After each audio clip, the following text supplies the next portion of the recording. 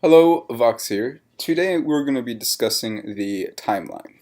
Now I have some paper here, some pens to help create a timeline to better explain this video. Now, what exactly is a timeline? Now, a timeline in a post, in RP sense, is when the beginning of somebody's actions to the end of their actions.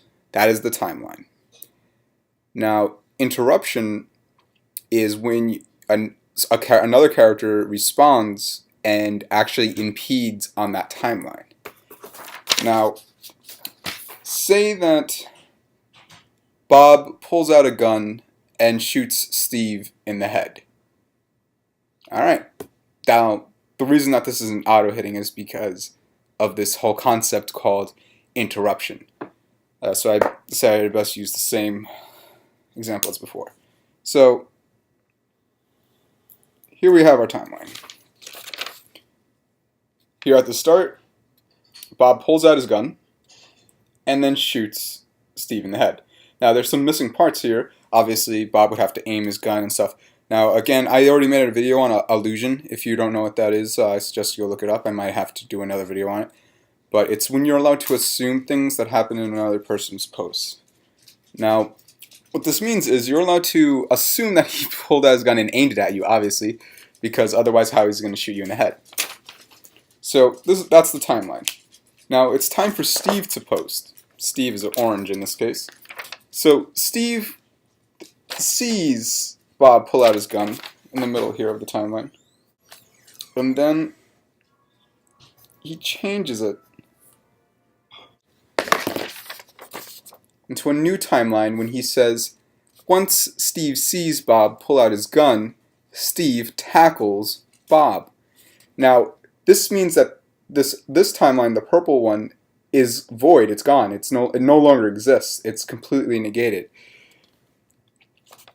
And the new timeline has been created. Now, that's not to say that the other timeline no longer exists. Another example is Bob can also interrupt the timeline. So let's see. All right. So Bob pulls out his gun. Right? But as he's pulling out his gun, Steve tackles him. So Bob replies with, once he sees Steve getting ready to tackle him, because obviously you have to get in a tackling position, you have to maneuver your body forward to tackle a person. So once he perceives that body movement, Bob jumps back and then pulls out his gun and shoots Steve.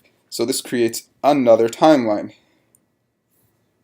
which branches off into him jumping back, creating a completely separate and new purple timeline of Bob jumping back and then pulling out his gun and shooting Steve to avoid the tackle. Now, he'll probably write down that Steve falls down because of this.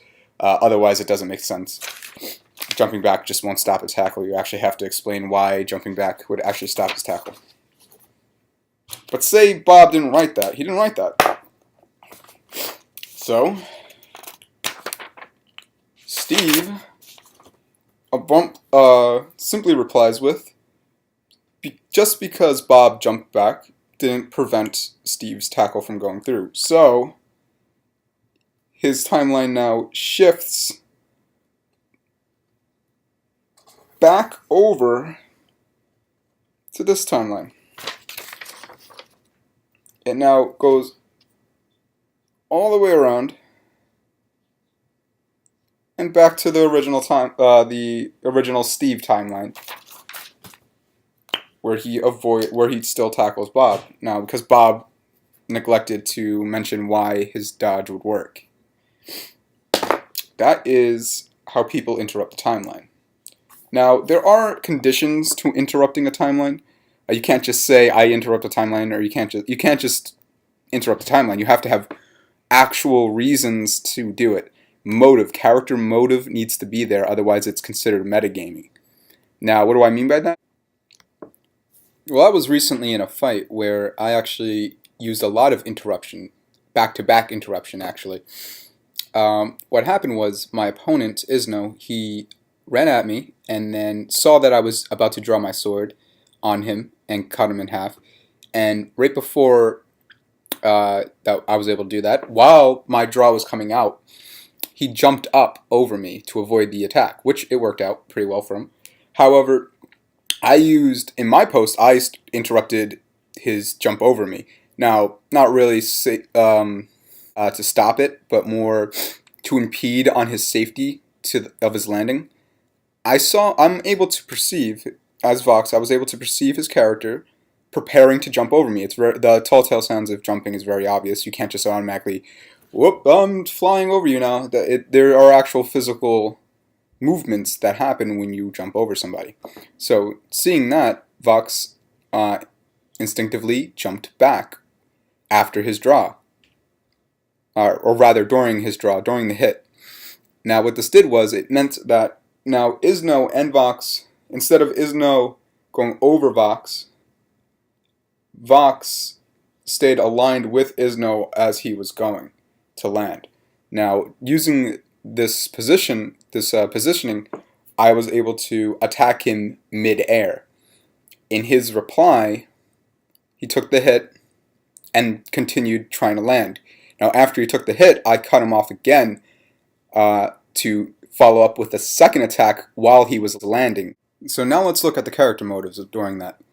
Vox jumped back because his character motive was that he saw the jump coming. His character motive for attacking was because he was still in range of Isno. And his character motive for attacking a second time was because he was still in range of Isno. Isno gave no reason for the range to be different or for any sort of preventative to a second attack afterwards. He was just hoping that I would ignore the fact that there's still a window of opportunity. Now that's not to say that Isno was completely defenseless against this. In fact, he did reply with a cutoff of his own, an interruption of his own. In fact, seeing me, because he was able the ability to use his eyes, he was able to perceive me following up with a second attack on him. Now, using that character motive, he was able to put up a defense, move his hands in the way of my blade. He was even able to get a counterattack off with his second free hand. Now, I then followed up with another cutoff because previously in the fight I was able to charge up twice, 2 posts of charge. So while he was coming up to guard, my character motivation was, by the way, my actions were I increased the cutting power of the blade to completely slice him in half and through his guard, his defense. Now, my character motive for this was because me perceiving his character, moving his hands up to defend, showed to me that he was not to be trifled with and that he was trying to defend against the attack, and that's no bueno. And secondly, Vox was also able to perceive the counterattack because, again, you can see his hand movement of the blade and ready to flick the blade at me.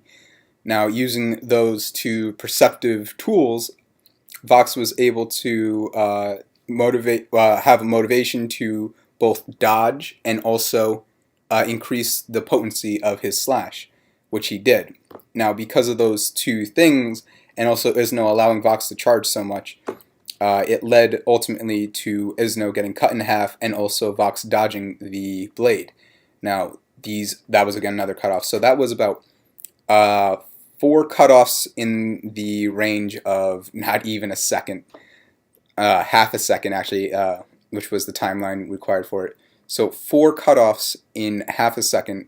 They happen real quickly. It changes the time of events. Originally Isno was supposedly going to land behind me in a crouch, drop his knife, and then draw his katana from his back, which I don't know if it was a katana, it was a sword of some sort. But that was completely voided out, completely negated, never even happened in the timeline because of the events that interrupted each other back to back to back, until eventually it ended up with Vox cutting Isno in half mid-dodge, mid-drop onto the ground. This is how cutoffs work. They There is no rule saying that there is a limited amount of cutoffs interruptions in a post or in a single action or in a single timeline. The only rule for cutting off is that you have to have in-character motive to actually do this. You have to have an actual reason, an in-character reason that is reasonable for your character to perform an action that fights against the original timeline. Well, I hope this was enlightening for you. Take care, be safe, Fox out.